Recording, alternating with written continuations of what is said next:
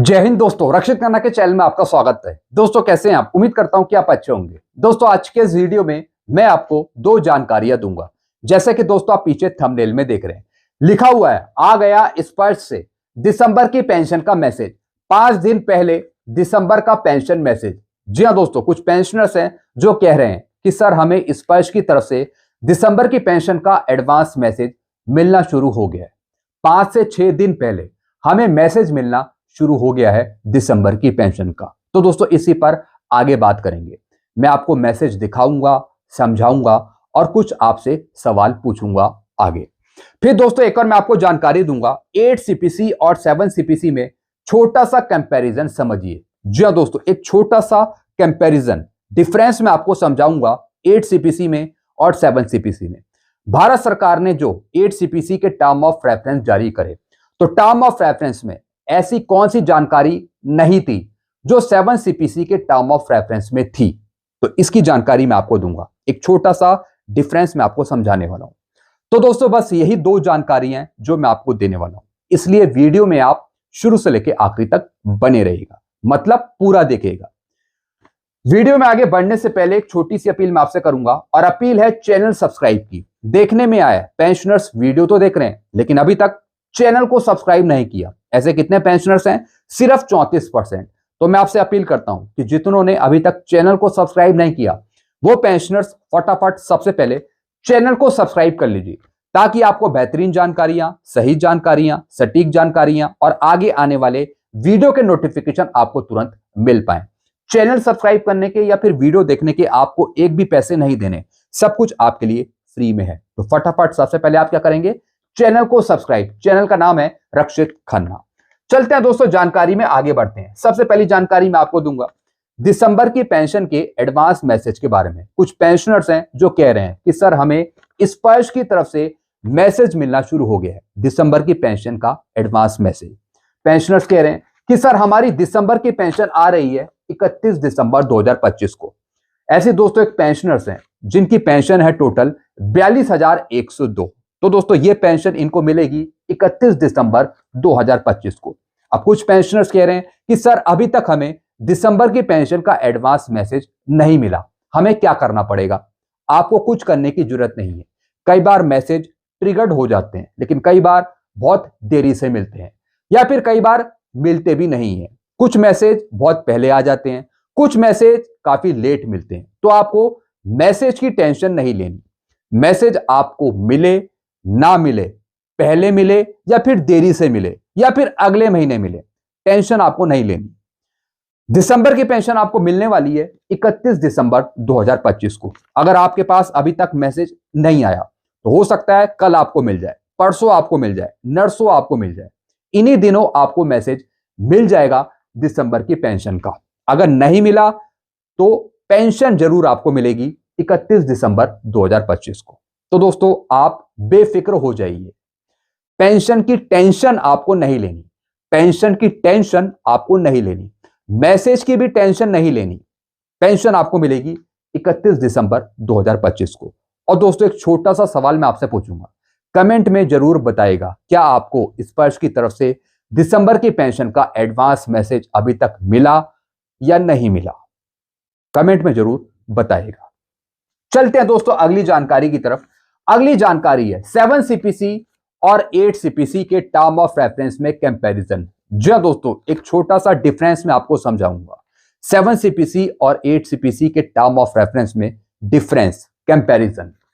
Term of reference में implementation date का कोई जिक्र नहीं। जी हां दोस्तों, सरकार ने 8 सीपीसी के टर्म ऑफ रेफरेंस तो जारी कर दिए, लेकिन टर्म ऑफ रेफरेंस में वो डेट मेंशन नहीं करी कि कब से सरकार 8 सीपीसी को लागू करेगी। इंटरिम रिलीफ का कोई प्रोविजन नहीं। जी हां दोस्तों, सरकार ने 8 सीपीसी के टर्म ऑफ रेफरेंस में मेंशन नहीं किया क्या सरकार पेंशनर्स को 8 सीपीसी से पहले इंटरिम रिलीफ 20% राहत देगी या नहीं देगी।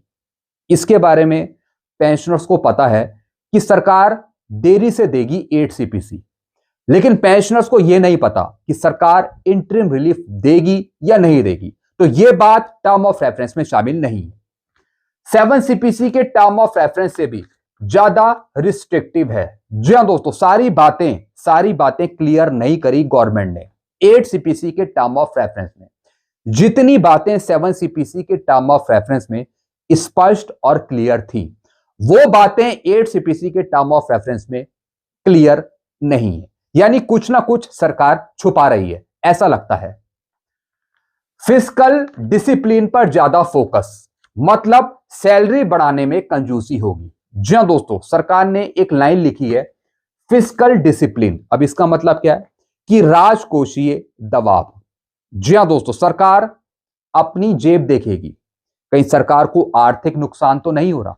सरकार उतना ही बढ़ाएगी जितना सरकार चाहती है, ताकि सरकार पर बोझ ना पड़े, आर्थिक बोझ ना पड़े, और जो राजकोषीय घाटा है वो भी सरकार को ना हो। तो दोस्तों, सरकार इस तरीके से आपकी सैलरी पेंशन बढ़ाएगी, जैसे कि दोस्तों यहां पर बताया।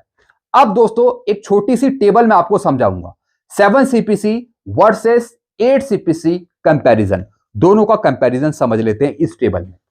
अब दोस्तों यहां पे देखिए, इंप्लीमेंटेशन डेट 7 सीपीसी के टर्म ऑफ रेफरेंस में मेंशन थी इंप्लीमेंटेशन डेट कि 1/1/16 से आपको 7 सीपीसी मिलेगा, तो यह बात मेंशन थी। लेकिन 8 सीपीसी के टर्म ऑफ रेफरेंस में डेट मेंशन नहीं है, नॉट मेंशन, डेट मेंशन नहीं करी सरकार ने, तो यह डिफरेंस है। फिर दोस्तों इंटरिम रिलीफ, अंतरिम राहत प्रोविजन था, 7 सीपीसी में प्रोविजन था, लेकिन 8 सीपीसी में ऐसा कोई प्रोविजन नहीं कि आपको अंतरिम राहत दी जाए, तो एक ये भी डिफरेंस है। फिर इंटरिम रिलीफ, ये मैंने आपको समझा दिया। फिर दोस्तों टाइम गिवन, 18 महीने दिए थे, 18 महीने दिए थे 7 सीपीसी की रिपोर्ट सौंपने के लिए सरकार ने पे कमीशन को 7 सीपीसी में, और दोस्तों यही टाइम 8 सीपीसी में दिया है। जी हां दोस्तों, जो सरकार है उसने 18 महीने दिए हैं वेतन आयोग को 8 सीपीसी की रिपोर्ट सौंपने के लिए, तो इसमें कोई बदलाव नहीं है। पहले भी 18 महीने थे और अब भी 18 महीने हैं 7 सीपीसी और 8 सीपीसी में। फिर दोस्तों फिस्कल फोकस, इसका मतलब क्या है, राजकोषीय दबाव। 7 सीपीसी में क्या था, बैलेंस था। जी हां दोस्तों, बैलेंस तरीके से आपकी सैलरी पेंशन बढ़ी थी, लेकिन बहुत ही कम बढ़ी थी, सिर्फ 14%।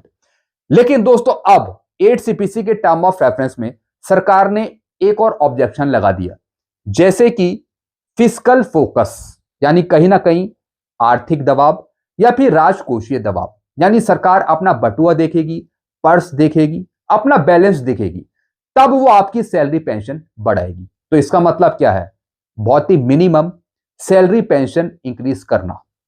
तो दोस्तों 7 सीपीसी में ये बैलेंस था, फिस्कल फोकस, राजकोषीय दबाव या फिर आर्थिक दबाव।